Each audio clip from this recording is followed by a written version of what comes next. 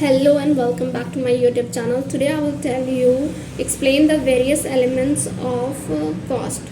So इस question को answer में एक्सप्लेन करूँगी.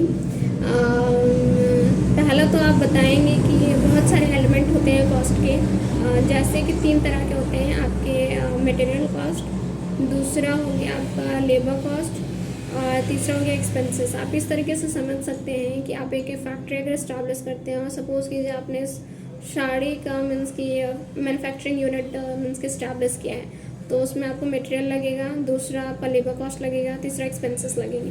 सो आप इस तरीके से तीनों याद कर सकते हैं.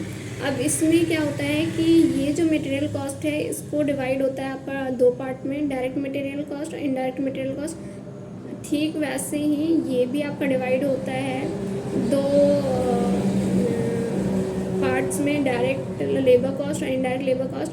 एक्सपेंसेस भी आपके मीन्स की डिवाइड होते हैं डायरेक्ट एक्सपेंसेस और इनडायरेक्ट एक्सपेंसेस में. अब मैं क्या करूँगी, मटेरियल कॉस्ट एक्सप्लेन करूँगी, फिर डायरेक्ट इनडायरेक्ट एक्सप्लेन करूँ. उसी तरह से ये इसमें मीन्स की एक्सप्लेन करूँगी लेबर कॉस्ट, फिर डायरेक्ट इनडायरेक्ट एक्सप्लेन करूँगी, फिर एक्सपेंसेस, फिर डायरेक्ट इनडायरेक्ट को एक्सप्लेन करूँगी.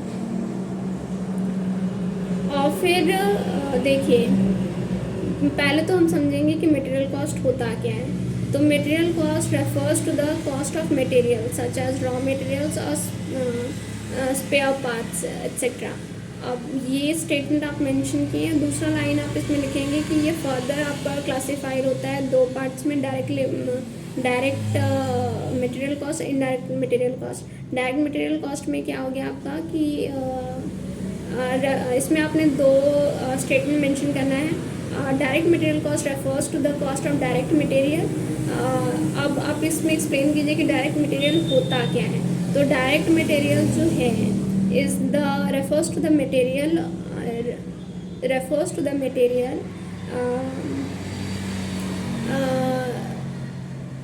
मतलब कि refers to the material of जो कि डायरेक्टली यूज होता है in the manufacturing of a product, and उसको आप कन्वेनिएंटली मेजर्ड कर सकते हो. जैसे कि एग्जांपल में हो गया आपका कि जैसे कि मिल्क जो है वो आपका डायरेक्ट मटेरियल हो गया in the production of a ghee. अब दूसरा इनडायरेक्ट मटेरियल कॉस्ट क्या है, तो आप इसमें क्या कीजिएगा कि वो जो है डायरेक्ट मटेरियल कॉस्ट था उसका आप जस्ट उल्टा कर दीजिए. तो इनडायरेक्ट, इसमें भी 3 स्टेटमेंट आपको मेंशन करना है. Indirect material cost refers to the cost of indirect material. दूसरा इनडायरेक्ट मटेरियल को एक्सप्लेन कीजिए कि इनडायरेक्ट मटेरियल जो है जो कि यूज तो होता है, which are use in the manufacturing of a product but which can't be conveniently measured. तीसरा हो गया एग्जाम्पल आप मेंशन कीजिए कि जैसे कि आप use of nail in the manufacturing of a furniture.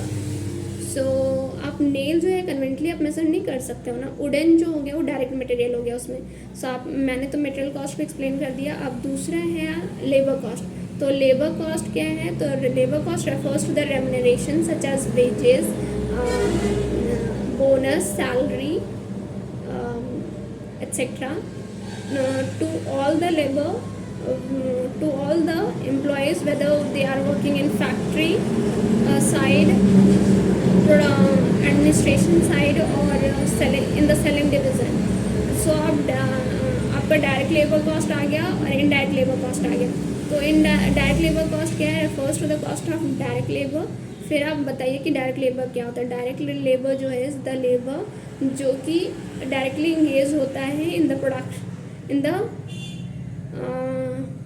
production of a product. For example, that is conversion of raw material into product. और इनडायरेक्ट लेबर कॉस्ट में आप क्या कीजिएगा, जस्ट उसका अपोजिट कर दीजिएगा. इनडायरेक्ट लेबर कॉस्ट जो हो गया refers to the cost of indirect labour. आप इनडायरेक्ट लेबर को आप एक्सप्लेन कीजिए. Indirect labour is the labour which do not involve in the production of a product, that is conversion of a raw material into finished goods. और तीसरा का जो था वो था मटेरियल लेबर, और फिर तीसरा था एक्सपेंसेस. तो एक्सपेंसेस क्या है, तो expenses refers to the all the cost other than material cost and labour cost. तो फिर ये फर्दर आपका डिवाइड हुआ है डायरेक्ट एक्सपेंसेस और इनडायरेक्ट एक्सपेंसेस में। तो डायरेक्ट एक्सपेंसेस क्या है, तो डायरेक्ट एक्सपेंसेस जो है आपका वो है, डायरेक्ट एक्सपेंसेस जो है वो है आपका refers to the expenses, means कि डायरेक्ट एक्सपेंसेस जो है वो एक्सपेंसेस हैं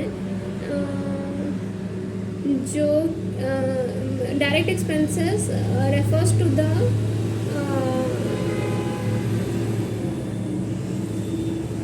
aggregation of direct material cost, direct labour cost, और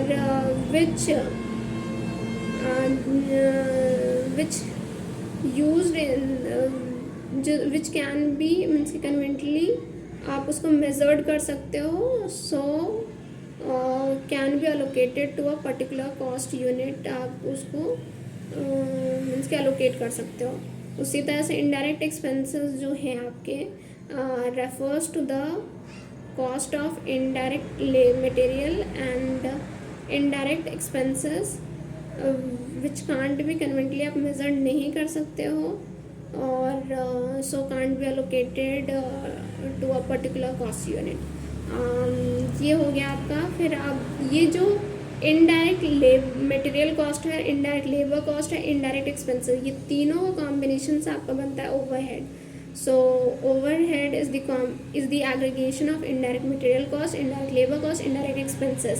सो अब हम बताएंगे कि, और फिर ये फर्दर आपका जो ओवरहेड है वो क्लासिफाइड होता है factory overhead, administration overhead, selling overhead और डिस्ट्रीब्यूशन ओवरहेड।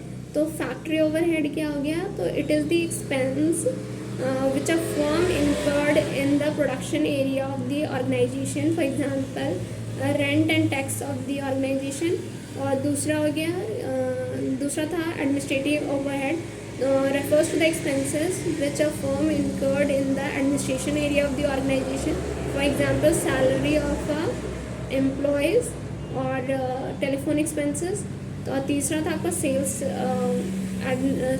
ओवरहेड। तो sales overhead refers to the expenses which a firm incurred in the sales division of the organization, for example sales, so salary of a sales staff and advertisement expenses. और आपका चौथा था distribution overhead are the expenses which a firm incurred in the distributive area of the organization, for example salary of a delivery man and custom duty। So that is all for today's video. Keep learning and keep growing. Thank you. Bye.